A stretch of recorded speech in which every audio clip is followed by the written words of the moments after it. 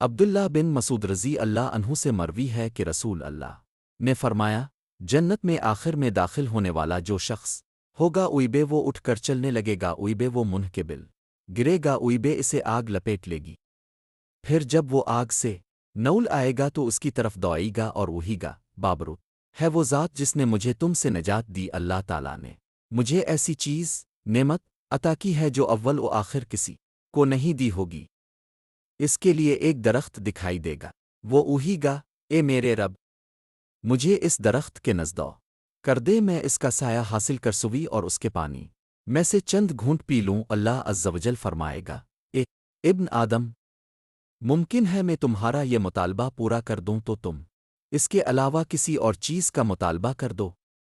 وہ اوہی گا، نہیں اے رب، اور عہد کرے گا کہ اس کے علاوہ کوئی اور مطالبہ نہیں، وہ روہے گا اور اس کا رب اس کا عذر قبول کر لے گا، کیونکہ وہ دوڑے گا کہ اس سے صبر نہیں ہو رہا ہے، اللہ اسے